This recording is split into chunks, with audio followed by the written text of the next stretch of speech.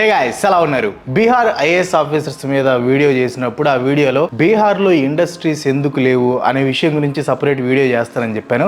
So ఈ రోజు వీడియోలో మనం దాని గురించే మాట్లాడుకోబోతున్నాం. ఈజ్ ఆఫ్ డూయింగ్ బిజినెస్ అంటే తెలుగులో దీన్ని వ్యాపారం చేయటం సులభం అని అర్థం అనమాట. వరల్డ్ బ్యాంక్ గ్రూప్ ఈ రేటింగ్స్ ని ఇస్తుంది. ఈజ్ ఆఫ్ డూయింగ్ బిజినెస్ అనేది ఎంత బాగుంటే ఆ ప్లేస్ లో బిజినెస్ చేయటం అనేది అంత simple, better and secure and lands కి కానీ పర్మిషన్స్ కానీ ఇవన్నీ సులభంగా దొరుకుతాయి అని అర్థం అనమాట. ఇన్వెస్టర్స్ ని బాగా అట్రాక్ట్ చేసే విధంగా ఉంటాయి. మన ఇండియాలో ఉన్న స్టేట్స్ యొక్క ర్యాంకింగ్ లిస్ట్ ని చూస్తే ఈ లిస్ట్ వచ్చేసి ఆర్బీఐ అఫీషియల్ వెబ్సైట్ నుంచి తీసుకున్నాను అనమాట. సో మనం ర్యాంకింగ్స్ ఒకసారి చూస్తే మీకు స్క్రీన్ మీద కూడా చూపిస్తాను చూడండి. ఆంధ్రప్రదేశ్ ఫస్ట్ ప్లేస్ లో ఉంది, సెకండ్ ప్లేస్ లో ఉత్తరప్రదేశ్ ఉంది, థర్డ్ ప్లేస్ లో తెలంగాణ ఉంది అండ్ బీహార్ చూస్తే ఇక్కడ ఎక్కడో 26th ప్లేస్ లో ఉంది. సో దీన్ని బట్టి అర్థం అవుతుంది బీహార్ లో ఈజ్ ఆఫ్ డూయింగ్ బిజినెస్ అనేది అంత బాగా లేదని. పెద్ద ఇండస్ట్రీలు తమ రాష్ట్రానికి రాకపోవడానికి ఆ రాష్ట్ర ముఖ్యమంత్రి నితీష్ కుమార్ గారు ఏం చెప్పారో ఒకసారి వినండి. ये सही बात है कि कोई बड़ा उद्योग यहाँ कोई आना नहीं चाहता.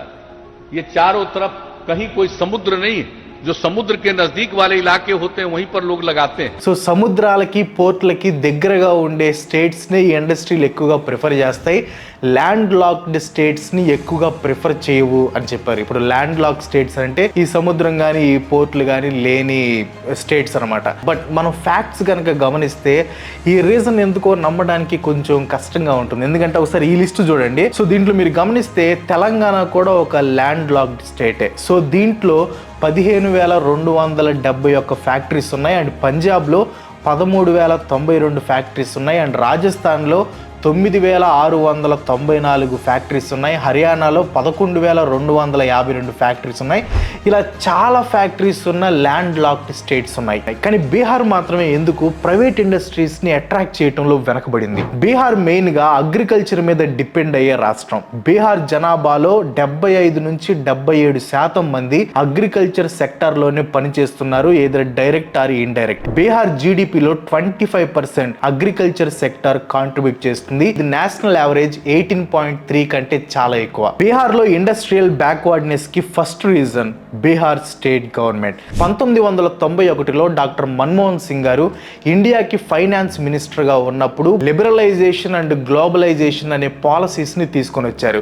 సో ఆ రోజుల్లో ఇండియా దివాలా తీసే పరిస్థితిలో ఉన్నప్పుడు డాక్టర్ మన్మోహన్ సింగ్ గారు అలాగే మన మాజీ ప్రధానమంత్రి పివి నరసింహారావు గారు ఎలా మన దేశాన్ని కాపాడారు అనే విషయం గురించి ఈ వీడియోలో నేను క్లియర్గా ఎక్స్ప్లెయిన్ చేశాను. ఇన్ కేస్ మీరు మిస్ అయ్యేంటో చూడండి. సో ఈ పాలసీస్ ని ప్రవేశపెట్టినప్పుడు సెంట్రల్ గవర్నమెంట్ కానీ ఇతర స్టేట్ గవర్నమెంట్స్ కానీ వేరే ఇండస్ట్రియలిస్టులకి అంటే పారిశ్రామికవేత్తలకి లెటర్స్ పంపించారన్నమాట. మా రాష్ట్రంలో వచ్చి ఇన్వెస్ట్ చేయండి, ఇక్కడ ఇండస్ట్రీస్ ఓపెన్ చేయండి అని డిఫరెంట్ ఇండస్ట్రియలిస్టులకి ప్రతి స్టేట్ ఇలా లెటర్స్ అనేవి పంపించాయి, సెంట్రల్ గవర్నమెంట్ కూడా. కానీ బీహార్ మాత్రం ఆ టైంలో క్యాస్ట్ పాలిటిక్స్ లో బాగా బిజీగా ఉంది. ఆ టైంలోనే బీహార్ లో చాలా స్కామ్లు బయటపడ్డాయి. లాలూ ప్రసాద్ యాదవ్ గవర్నమెంట్ ఒక ప్లాంట్ కూడా స్టేట్ లో పెట్టలేకపోయింది. రాష్ట్రంలో క్రైమ్ బాగా పెరిగిపోయింది. రేపులు, కరప్షన్, ఎక్స్టార్షన్ ఇలా క్రైమ్స్ అన్ని పెరిగిపోయాయి. బీహార్ అంటేనే ఒక నెగిటివ్ ఇమేజ్ అనేది ఏర్పడింది. బీహార్ లో ఫ్యాక్టరీ పెట్టాలంటే భయపడే పరిస్థితి ఆ రోజుల్లో ఉంది. ఏదైనా ఫ్యాక్టరీ పెట్టాలన్నా కానీ భారీగా లంచాలు ఇవ్వాల్సిన పరిస్థితి, ఇచ్చినా కూడా ల్యాండ్ అలొకేట్ చేస్తారు అనే నమ్మకం కూడా లేదు. 2000లో జరిగిన బీహార్ జార్ఖండ్ పార్టీషన్ కూడా బీహార్ ని బాగా దెబ్బకొట్టింది. Coal, iron ore, copper ore, uranium, mica, bauxite, granite, limestone, silver, graphite, magnetite and dolomite ఈ మైన్స్ అన్ని జార్ఖండ్ కి వెళ్ళిపోయాయి. సో ఈ ఎండలో మనం బైక్ మీద కానీ లేకపోతే కారులో కానీ వెళ్తున్నప్పుడు లేకపోతే ఏదైనా బయట స్పోర్ట్స్ ఆడుతున్నప్పుడు ఆ సన్ రైజ్ కళ్ళల్లో పడి ముందే ఉందో మనకి కనిపించదు అనమాట. కొన్నిసార్లు అలాంటి టైంలో మనకి యాక్సిడెంట్స్ కూడా అవుతూ ఉంటాయి. అలాంటి టైంలోనే మనకి ఇది కావాలి. ఇది ఇంటెలిజెన్స్ వారి 100% UV protected HD vision sunglasses. ఇవి 100% యూవీ ప్రొటెక్షన్ అనమాట. సన్ నుంచి వచ్చే హార్మ్ఫుల్ యూవీ రేస్ నుంచి మన కళ్ళల్ని కాపాడుతుంది. సో దట్ మన కళ్ళు సేఫ్ గా ఉంటాయి. అండ్ ఇది యాంటీ గ్లేర్ గ్లాసెస్ అనమాట. ఇందాక చెప్పినట్టు ఈ గ్లాసెస్ కనుక మనం పెట్టుకున్నామంటే ఆ సన్ రైజ్ పడినప్పుడు మనకి ఆ గ్లేర్స్ అనేవి వస్తాయి కదా కళ్ళల్లో, అవి రాకుండా ఇది కాపాడిద్ది అనమాట. అండ్ ఇవి హెచ్డి విజన్ గ్లాసెస్ అంటే ఇప్పుడు మీరు గ్లాసెస్ పెట్టుకుంటే ఎదురు సరిగ్గా కనిపించదేమో, బ్లర్గా కనిపించిద్దేమో అనే భయం ఉండదు. ఇవి హెచ్డి విజన్ గ్లాసెస్ అనమాట. పెట్టుకుంటే ఫుల్ క్లారిటీగా కనిపించింది. అండ్ ఇవి చాలా లైట్ వెయిట్ అండ్ డ్యూరబుల్ కూడా, చాలా గట్టిగా ఉంటాయి. ఇవి పెట్టుకున్నామంటే చాలా స్టైలిష్గా ఉంటాయి. అండ్ నాకు స్టైలిష్గా ఉన్నాయో తెలియదు కానీ మీకైతే ఖచ్చితంగా స్టైలిష్గా ఉంటాయి. అండ్ నైట్ టైం కూడా మనం ఇలాంటి ప్రాబ్లమ్ని ఫేస్ చేస్తూ ఉంటాం. సో దానికోసమే ఈ నైట్ రైడర్ గ్లాసెస్ అనమాట. ఇవి ఇందాక నేను చెప్పిన ఎలా పనిచేస్తాయో సేమ్ ఇది కూడా అలాగే పనిచేస్తుంది. సో ఈ రెండింటికి సంబంధించిన బయింగ్ లింక్స్ కింద డిస్క్రిప్షన్లో పిన్ చేసిన కామెంట్స్లో ఉంటాయి. ఈ రెండు కాంబో అయితే మంచి ప్రైస్లో అవైలబుల్గా ఉందన్నమాట. దాంతోపాటు మన సబ్స్క్రైబర్స్కి స్పెషల్ ఆఫర్ క్రాంతి 15 అనే ప్రోమో కోడ్ని యూజ్ చేశారంటే మీకు 15% డిస్కౌంట్ కూడా వచ్చింది. అండ్ ఇది ఓన్లీ వాళ్ళ అఫీషియల్ వెబ్సైట్స్లోనే. ఇన్స్టాలేట్ చేయకుండా కింద డిస్క్రిప్షన్లో లింక్ మీద క్లిక్ చేసి వెంటనే ఇంటెలిజెన్స్ గ్లాసెస్ని ఆర్డర్ పెట్టేయండి. 1947 నుంచి 2000 వరకు ఉన్న స్టేట్ గవర్నమెంట్స్ ఏం చేశాయంటే బీహార్కి సౌత్ పార్ట్లో ఇండస్ట్రియలైజేషన్ని సపోర్ట్ చేసాయి అండ్ బీహార్ నార్త్ పార్ట్లో అగ్రికల్చర్కి పెద్దపీట వేసాయి. సో ఆ టైంలో బీహార్ జార్ఖండ్ మొత్తం ఒకే రాష్ట్రంగా ఉంది కాబట్టి అటు ఇండస్ట్రీస్ ఇటు అగ్రికల్చర్తో బాగా సెట్ అయింది. కానీ ఎప్పుడైతే రాష్ట్రం అనేది విడిపోయిందో ఈ ఇండస్ట్రీస్ పరంగా బాగా డెవలప్ అయిన సిటీస్ మొత్తం జార్ఖండ్కి వెళ్ళిపోయాయి. బట్ బీహార్కి చాలా సారవంతమైన నేల ఉంది. కానీ ఇండస్ట్రియలైజేషన్ అవ్వడానికి ఈ సారవంతమైన నేల కూడా ఒక ప్రాబ్లమే. ఎందుకంటే మోస్ట్లీ ఉన్న ల్యాండ్ మొత్తం అగ్రికల్చర్కి బాగా యూజ్ అయ్యే ల్యాండ్. స్టార్టింగ్లో చెప్పినట్టు 77% మంది బీహార్ ప్రజలు ఈ అగ్రికల్చర్ మీదే డిపెండ్ అయి ఉన్నారు. సో అగ్రికల్చర్ మీద డిపెండ్ అయి ఉన్నారంటే ఆటోమేటిక్గా అగ్రికల్చర్ ల్యాండ్స్ అన్ని కూడా ఈ ప్రజల చేతిలో ఉంటాయి.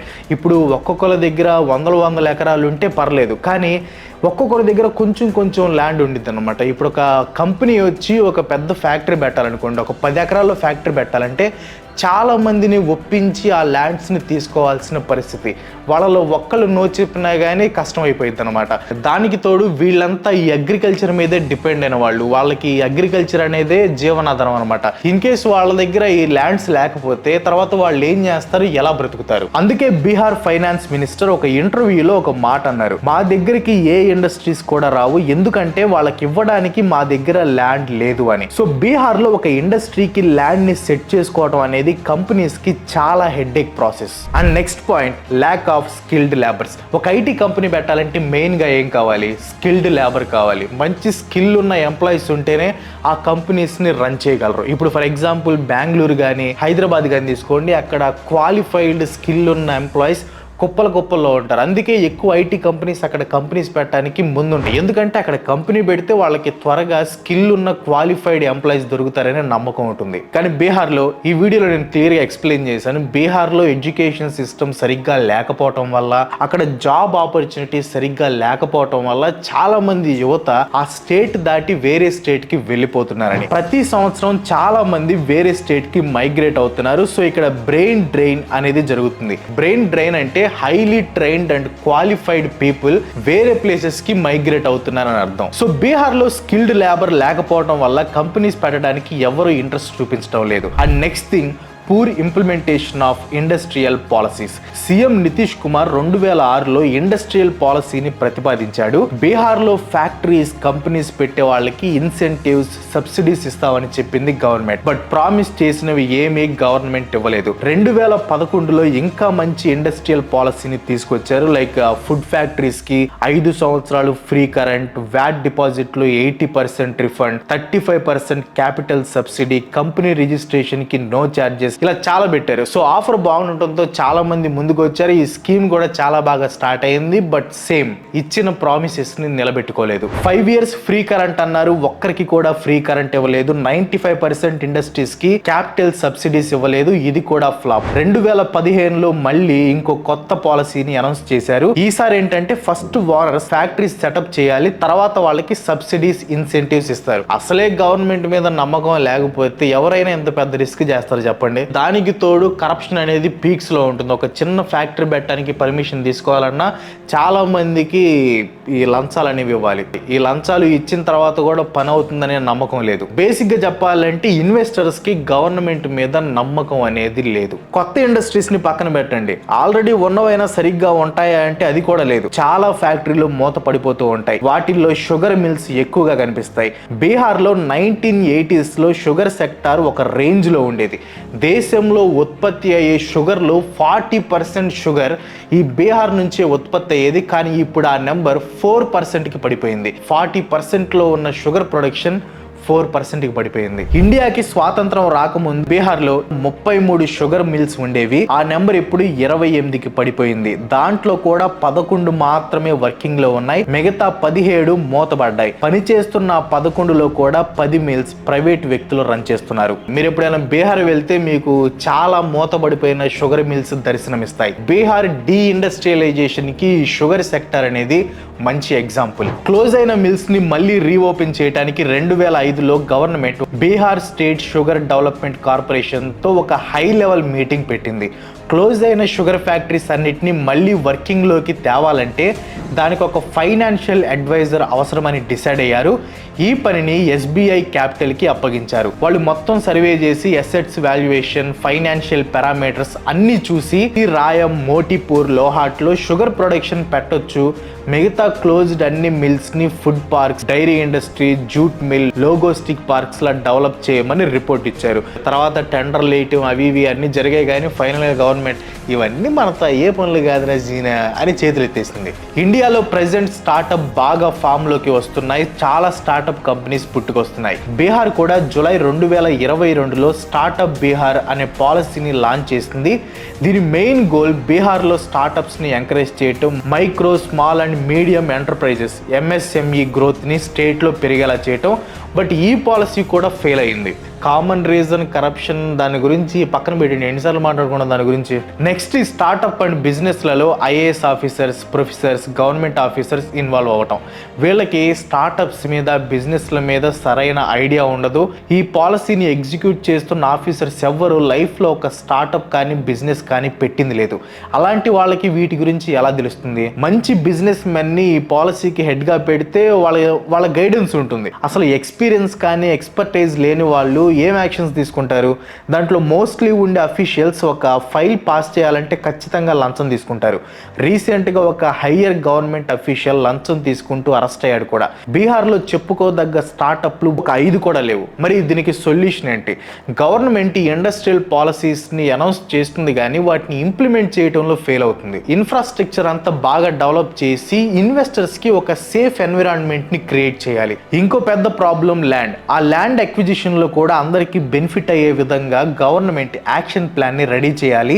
స్కిల్డ్ లేబర్ స్టేట్ దాటి పోకుండా, బ్రెయిన్ డ్రైన్ అవ్వకుండా స్టేట్లోనే వాళ్ళకి జాబ్ ఆపర్చునిటీస్ని క్రియేట్ చేస్తే బాగుంటుంది. కానీ కరప్షన్ ఎక్కువగా ఉండే బీహార్ స్టేట్లో ఇండస్ట్రియలైజేషన్ని అచీవ్ చేయడం అనేది అంత ఈజీ కాదు. అలా అని అది కష్టం కూడా కాదు. ఫర్ ఎగ్జాంపుల్ ఒడిస్సాని తీసుకోండి. నవీన్ పట్నాయక్ గారి లీడర్షిప్లో ఒడిస్సా చాలా ఫాస్ట్గా ట్రాన్స్ఫార్మ్ అయింది. బ్యాక్వర్డ్ స్టేట్గా ఉన్న ఒడిస్సా హ్యూమన్ డెవలప్మెంట్ ఇండెక్స్లో రిమార్కబుల్ ప్రోగ్రెస్ని చూసింది.